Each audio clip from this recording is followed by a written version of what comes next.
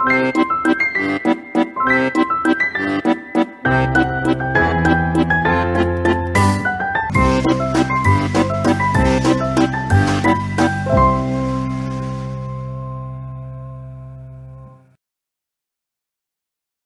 Ink Luisterstories bied aan.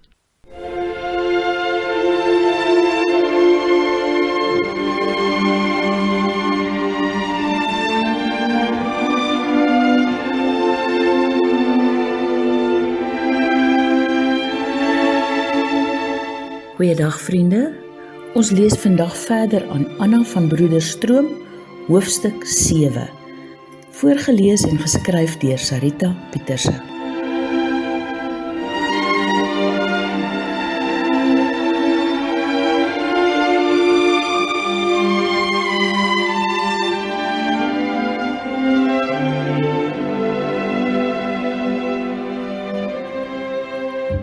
Anna kyk op na die vrou in die spieël voor haar, beeldskoon, stralend. Sy kan nie glo wat die afgelope 6 maande alles gebeur het nie. Sy kyk weer af na haar mooi, goed versorgde en tans ringlose hande. Oor minder as 'n uur word sy Anna Cronje.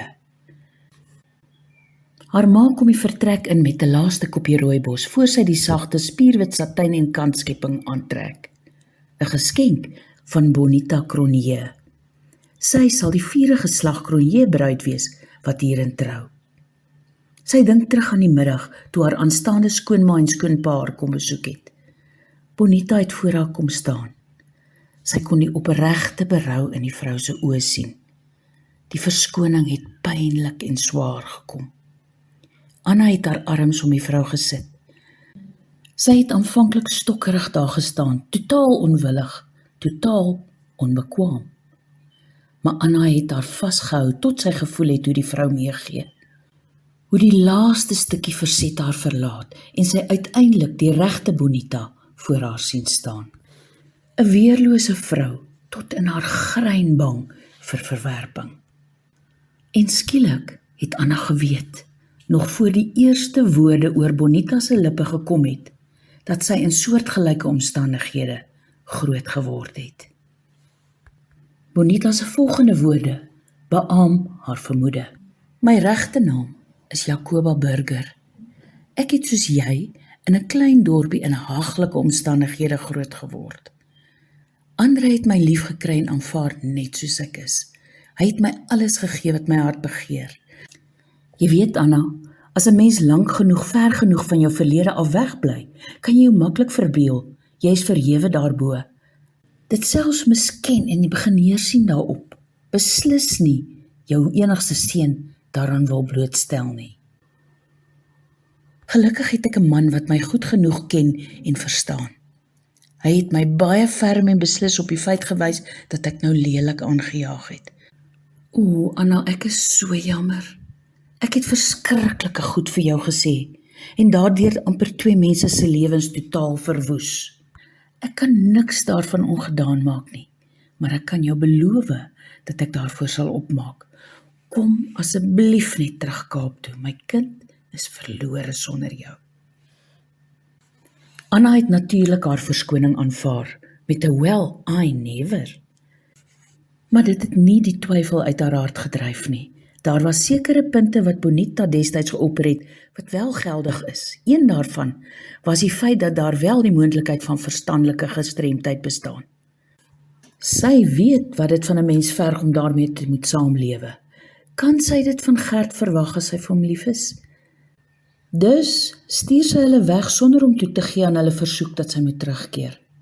Ferm in haar oortuiging. Die Cronjes is teleurgesteld, maar hulle verstaan. Gert wist nie van hulle besoek nie. Hulle het gehoop om eers met Anna te kom praat en dan die saak van daar af verder te voer. Nou keer hulle onverrigte sake terug, baie bekommerd oor hulle seun. Hoe help hulle hom nou? Bonita se gewete klaar van vooraf aan. Sy besluit om al haar moed bymekaar te skraap en haar seun te vertel wat sy gedoen het. Sy besef daar is 'n risiko dat sy hom kan verloor, maar sy het haar kind lief genoeg om sy geluk bo haar eie te stel. Gert ontvang die uitnodiging om die aand by sy ouers in die hoofhuis te kom eet. Soos voorheen met Anna, klink die uitnodiging eerder na 'n bevel. Gert ken sy ma. As sy 'n sekere stemtoon aanhef, sê jy net ja ma en gee gehoor. Hy verkleed dus en daag net na 7 die aand op om saam met sy ouers die aandmaal te nuttig. Hy voel dadelik die spanning in die atmosfeer aan. Dink by homself dat hy nie vanaand die krag het hiervoor nie. Asseblief ma, hak hy kortgebakerd af. Ek kan sien iets broei. Kom ons kry dit oor en verby. Ek is moeg, ek wil gaan slaap. Hortend en stamelend kom Bonita met die hele storie vorendag. Gert luister geskok. Sy lippe in 'n ferm lyn styf op mekaar. Toe sy ma klaar is, staan hy op en loop gekrom soos 'n ou man die huis uit sonder 'n verdere woord. Sy wil agterna, maar Andre keer haar. Los hom, hy het tyd nodig, vermaan hy kalm. Die volgende oggend vroeg kom soek Gert sy ma. Kry haar doenig in die kombuis. Hy soek Anna se adres, hy gaan haar haal. Die bakkie is klaar gepak. Sy glimlag toe sy die adres verstrek. Skuif asof sy dit verwag het, die mandjie en fles wat sy gepak het oor die tafel na hom toe en sê sag, veilig ry, my kind. Hy knik net, tel die mandjie en fles op en loop by die deur uit, sonder 'n woord. Die volgende oomblik draai hy terug, sit weer die padkos neer en druk sy ma vlugtig styf teen hom vas. En dan is hy weg, om sy Anna te gaan haal. Hy ry die hele endpad in een skof, stop net vir inname en uitskeiding. Die mandjie en fles hou hom aan die gang. Stop 2 die volgende oggend voor Anna se woonstel. Moeg, maar vasberade klop hy aan haar deur. Toe Anna die deur oopmaak, verdamp alle en enige slaap wat nog in haar lyf was. Gert groet haar nie, sê net skor. Stander, pak jou goed. Genoeg is nou genoeg, al moet ek jou vandag in ketting slaan en kalfvoet deur die Karoo sleep, maar ek versit geen voet hier vandaan sonder jou nie. Anna kyk hom berekenend aan en antwoord bekkig. Môre, Cronje, wel dit het jou lank genoeg gevat. Is daar darm nog genoeg teer oor op die pad om terug te ry? Gert kyk haar broeiend aan. Anna, moenie nou lol nie, ek is baie moeg, die Kaap is nie om die draai nie, en 3 jaar is moerlank om te verlang. En nog langer om kwaad deur die lewe te gaan. Het jy enige idee waardeur ek gegaan het? Geen rede, geen verduideliking, net weg.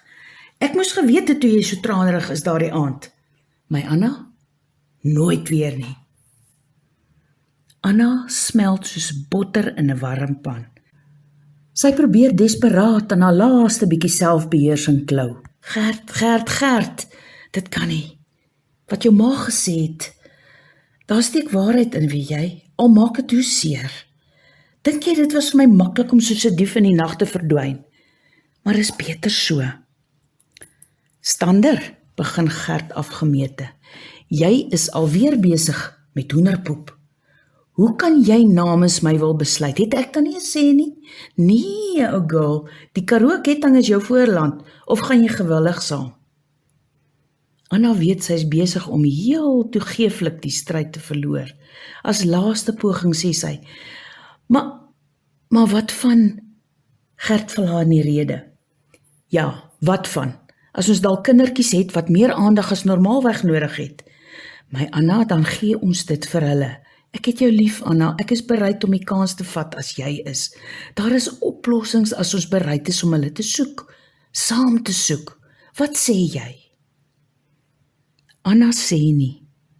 Haar arms kruip asof vanself om sy lyf en sy begrawe, soos 3 jaar gelede, haar gesig teen sy breë bors. Sy hoor weer sy hart klop teen haar oor en maak haar oë toe in 'n magiese, sielsverrukkende stonde en weet, haar soeke is verby. Haar hart het sy ritme gevind. Wat ook al hulle deel is, sal hulle saam trotseer. Come hell or high water. Sy en Gert is die volgende dag broederstroom toe. Sarie Stander se sagte brein oë het dadelik geweet dat hierdie die man is wat haar dogter se kom en gaan is. Dat hy mooi na haar sal kyk. Gert en sy aanstaande skoonma kom van meet af aan goed oor die weg. Daar ontstaan 'n gemaklikheid tussen hulle, wat in die jare wat kom van hulle 'n gedigtespan sou maak wat vele uitdagings die hoof sou bied. Gert wil terstond hê die hele familie moet Kaap toe trek. Hy sal vir hulle huis daar op die plaas bou en sorg dat hulle aan niks ontbreek nie. Maar Sari steek 'n stokkie daarvoor. Sy beloof om gereeld te kom kuier, maar hierdie is haar huis. In al sy eenvoud is haar huisie in Broederstroom haar hartsgoed. Sy is hier gelukkig, en Hermanus is hier. Al gaan hulle nooit meer as vriende wees nie, is sy vriendskap een van haar kosbaarste juwele. Hy is ook 'n groot steunpilaar wat die seuns betref. Gert moet gelate aanvaar dat sy hier wil bly en bied toe maar net aan om dit wat hulle het vir hulle so gemaklik as moontlik in te rig. Anna bedank as suster in Middelburg. Met haar goeie kwalifikasies en die tekort aan verpleegpersoneel behoort sy nie lank sonder werk te sit nie. Sy vertrek saam met Gert terug Kaap toe, reël om weer by Tansouf te gaan bly tot tyd en wyl sy weet waarheen. Tersie se kamer wag vir haar, die is ook intussen getroud. So Tansouf is maar te dankbaar vir die ekstra asem in die huis. Soos wat Gert beloof het, staan hy en Anna 'n derde keer in die kelders ingang, toe hy ouma Cronje se ring aan haar vinger steek. Dit is nie besonder groot nie, 'n fyn ringetjie met 4 klein diamantjies in 'n vierkant. Hulle besluit om nie lank te wag nie, 6 maande. Bonita reël alles. Organiseer is nie verniet haar middelnaam nie. In die kelder daar tussen die wingere. 'n Kort seremonie teen son onder. Anna se mymeringe word onderbreek toe haar ma sê, dis tyd. Anna kyk na die wasige wit rok aan die hanger, eenvoudige spierwit satijn, skouerlose nou passende boostuk met 'n wye romp en effense sleep na agter. Sy dra 'n kan bolero daarbey. Toe sy klaar aangetrek in die ronde draai, uiters sy 'n klein gilletjie van plesier. "O, An, jy lyk toe daai voor." Net buite die deur klop Andrei sag aan. "Jy gereed, Anna?" Anna maak die deur oop en stap uit in die gang. Haar aanstaande skoonpa neem waarderend haar hande in syne. "Geen bruid, behalwe my eie, was al vir my mooier nie. Dit gaan vir my 'n eer wees om jou as dogter by te kry." Anna kyk dankbaar na hom, sê sag, "Dankie my amper pa, en likewise, dankie ook dat pa saam met my kansel toe stap." Hulle stap saam haar bruidegom tegemoet. Hy slaan amper haar asem weg. Toe sy voor hom staan, kyk sy groot oog na hom, glimlag en sê sag, "Well, I never." Word vervolg.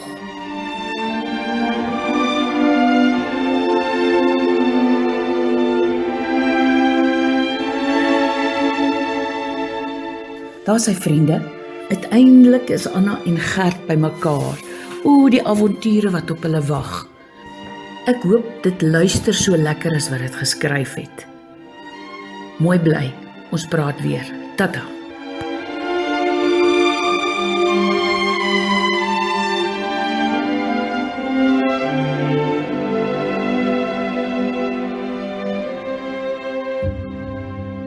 Dit was 'n produksie van In Ink Luisterstories. As jy daarvan gehou het, volg gerus ons kanaal deur die subscribe knoppie hieronder te druk. Lewer asseblief ook kommentaar op die stories en vertel vir ons wat jy daarvan gedink het. Dit sal ons in staat stel om nog baie meer soortgelyke stories aan jou te bring.